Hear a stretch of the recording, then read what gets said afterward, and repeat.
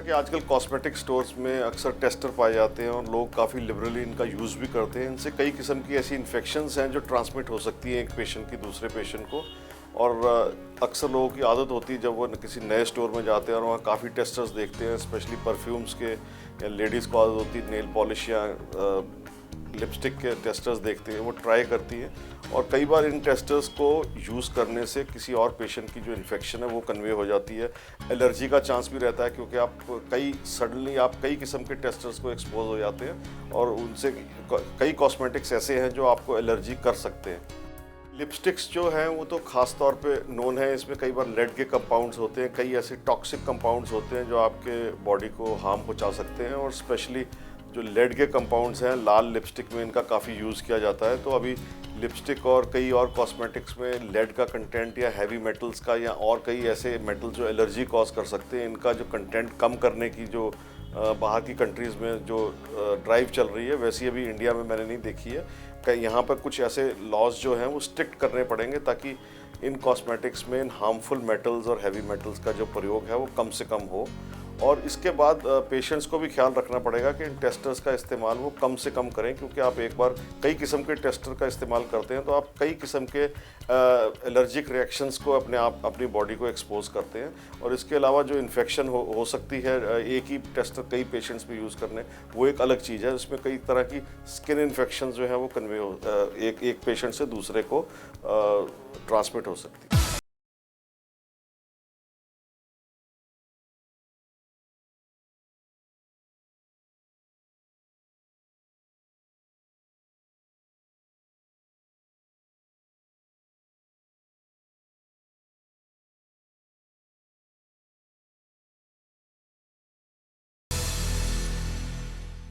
देखिए, स्टार्टर्स अक्सर expiry date वाले नहीं होते हैं। उसका सिंपल कारण है कि स्टार्टर का जब कई स्टोर्स वाले रखते हैं तो बहुत जल्दी वो कंज्यूम हो जाते हैं। नॉर्मली इन कॉस्मेटिक्स की शेल्फ लाइफ 6 महीने से लेकर 2 या 3 साल तक होती है। और ये टेस्टर्स जो हैं जब रखे जाते हैं पब्लिक के यूज़ के लिए तो काफ़ी जल्दी ही कंज्यूम हो जाते हैं। हाँ, एलर्जिक रिएक्शंस की जो प्रॉब्लम है वो तो बरकरार रहती है। वो हर एक टेस्टर में हो सकता है कि कुछ ऐसे एलर्जिक कंपाउंड्स हों जो कि आपकी बॉडी को हार्म पहुँचाएँ। जब आप ऐसा कोई टेस्टर लगाते हैं या आपकी बॉडी पे सडनली जलन शुरू हो जाती है तो उसको आपको पानी से धोना चाहिए, उसको निकालना चाहिए। जो भी आपने कॉस्मेटिक लगाया उसको वहाँ से निकालना चाहिए और पानी से धोना चाहिए। इसके बाद भी अगर एलर्जी या वहाँ पे लाली आए या जलन हो या पानी किसी किस्म का निकले, परसिस्ट करे, तो अपने आप को किसी क्वालिफाइड डॉक्टर या क्वालिफाइड डर्मेटोलॉजिस्ट को दिखाना चाहिए, जो कि उसका कुछ खास किस्म की स्टीरॉयड टाइप की दवाइयाँ होती हैं उनसे इलाज किया जाता है। देखिए, टेस्टर्स की एलर्जी जो है वो शॉर्ट लिव्ड होती है क्योंकि टेस्टर को आप बार बार यूज़ नहीं करते। अगर आपने वो टेस्टर का जो कॉस्मेटिक है वो पसंद कर लिया, आप उसको बार बार यूज़ करते हैं, तब ऐसी एलर्जी होती है जो काफ़ी सीवियर हो सकती है, क्योंकि तब वो आपकी दिनचर्या का एक भाग बन जाता है। आप रोज़ उस कॉस्मेटिक को यूज़ करते हैं। एक आध बार टेस्टिंग करने से अगर काफ़ी एलर्जिक एलिमेंट उसमें होगा, आपकी बॉडी को सूट नहीं करता होगा, तभी एलर्जी होगी। देखिए, टेस्टर यूज़ करने की प्रवृत्ति लालच के कारण बढ़ती है। लोगों को ऐसा लगता है कि यहाँ कई किस्म के कॉस्मेटिक पड़े हैं, हम सभी इनका अपने पे इस्तेमाल करके देख लें क्योंकि ये फ्रीली अवेलेबल है।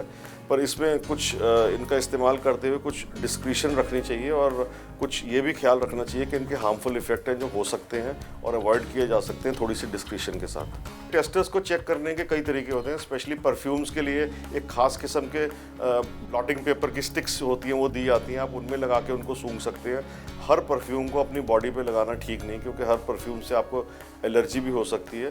और ये कई ऐसे टेस्टर्स हैं जो स्पेशली वेस्टर्न कंट्रीज़ में तो उनका इस्तेमाल डिस्करेज किया जाता है फॉर पर्पसेस ऑफ हाइजीन। एक ने यूज़ किया तो दूसरा उसको ना यूज़ करे। यहाँ पे हमें जो है वो पेशेंट को या किसी सब्जेक्ट को जो वहाँ पे टेस्टर्स का इस्तेमाल करना गया है उसको अपनी डिस्क्रिशन रखनी चाहिए कि अधिक से अधिक इनका इस्तेमाल ना करें।